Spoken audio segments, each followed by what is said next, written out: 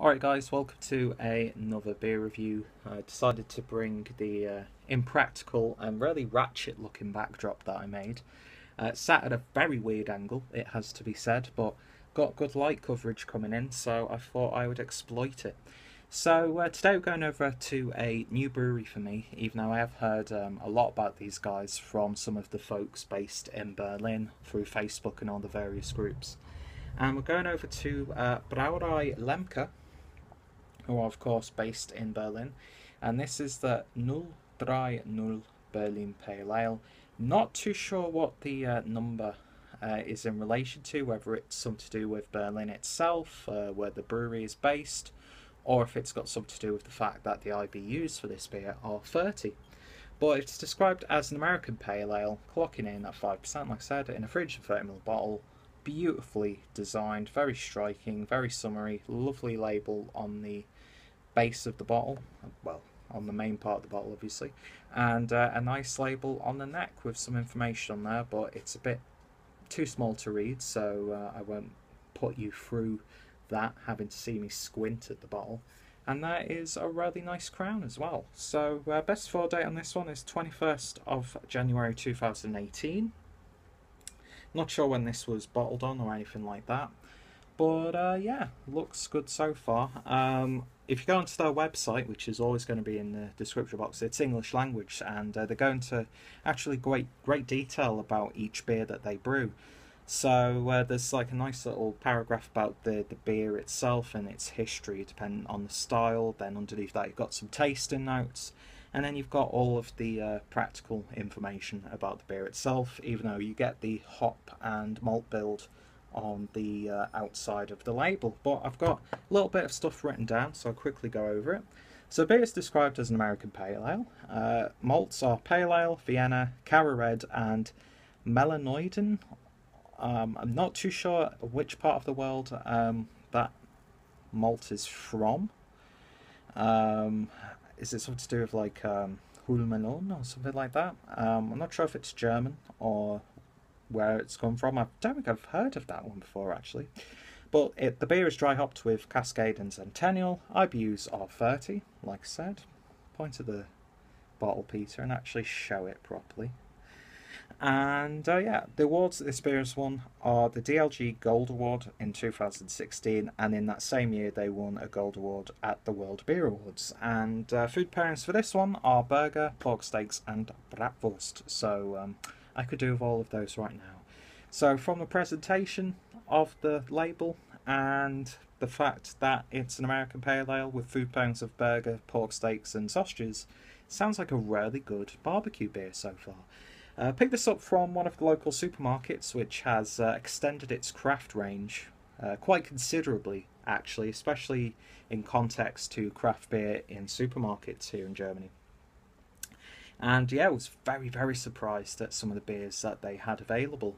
So yeah, I will probably be going back there again. I'm not sure how, in terms of like the rotation, what will be available in like a few months' time, but I think it's in conjunction with a beer sommelier here in Germany whose name I cannot remember. If I do remember it, I'll put the information down below. But yeah, great to see some more craft beer in the German supermarkets, and at prices that aren't going to break the bank balance, if you will. But yeah, looks good. Really in the mood for this. We've had some really horrible warm weather recently, but it's well, it's slightly cooled down, and we've been having a bit of a thundery time here and there, but hopefully it's going to cool down a little bit, because as you guys know, I can't handle this weather. Anyway, using my Beervana sort of tulip glass for this one. So yeah, won't pour it all in so I can get my big nose in there. And beer in the glass then, and that is a lovely hazy orangey colour. I say that there's good light coverage, but as soon as I hold the beer up to the window, it's almost like pretty much just like a silhouette. But yeah, hazy orangey tones in there. Nice amounts of carbonation, not too much. You can see it very slightly going up to that about one finger's worth of a white head, very compact. Well, actually, no, not really. They're a nice combination of bigger and small bubbles. Obviously, I haven't cleaned this glass properly because there were bubbles sticking to the side of the glass, but oh well. But yeah, that looks like a really nice, juicy pale ale so far. Maybe some slight, very slight amber tones in there. And in this light, it almost looks like sort of like a grapefruit juice. So yeah, hopefully those hops will shine through. But yeah, it looks fantastic. Let's see what we got in the aroma. And you can definitely get that Cascade. Cascade is one of my favourite hops. And it's got such a beautiful presence in this beer. Lovely, tropical, juicy sort of aromas. Not really like a big fruit bomb like some of the pale ales and IPAs that have been released now, but yeah, very juicy, like melon, a little bit of grapefruit, hint of mango, like a peach yogurt in there as well. Then you get slight pininess, resininess coming through. But then you get these lovely, like, crisp, malty characters. But yeah, it's all about, for me, even though it's got Centennial in there as well, that Cascade really shines through. But yeah, it's got like that sort of like fresh fruit juice. Like you've literally squeezed the fruits and put them into a glass, as opposed to it being like a fruit smoothie type beer. Yeah, it smells absolutely wonderful. Mouth's watering already. Let's give it a taste. Prost.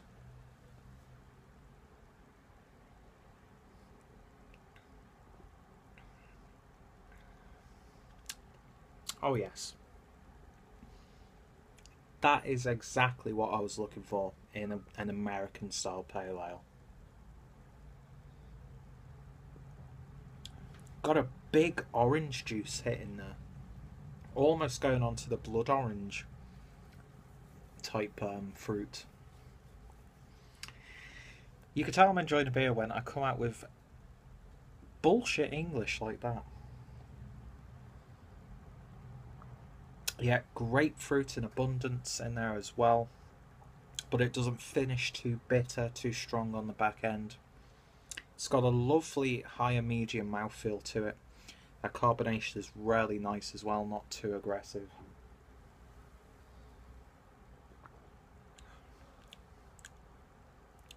Yeah, very crisp.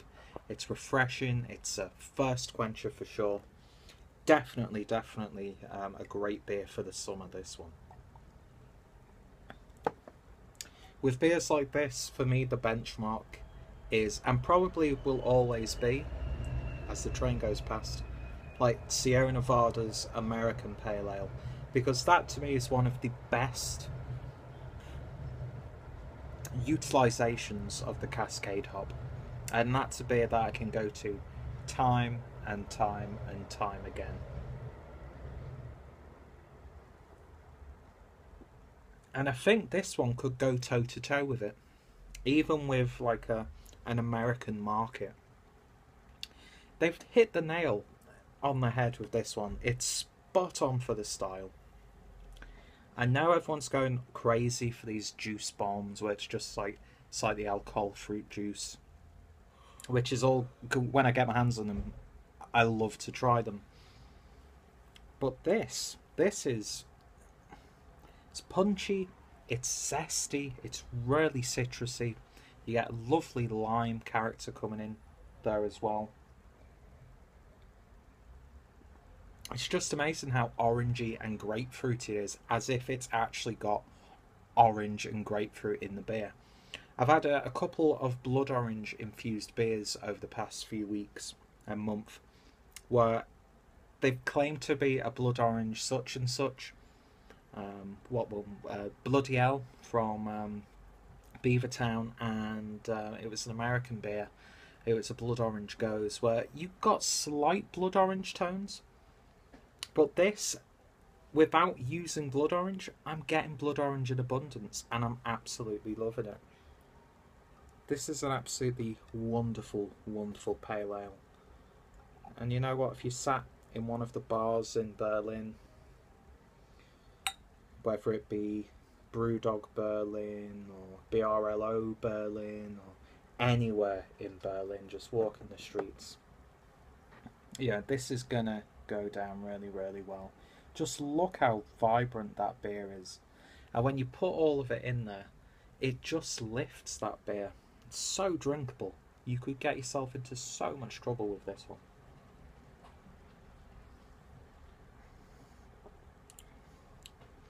Yeah, that's absolutely lovely.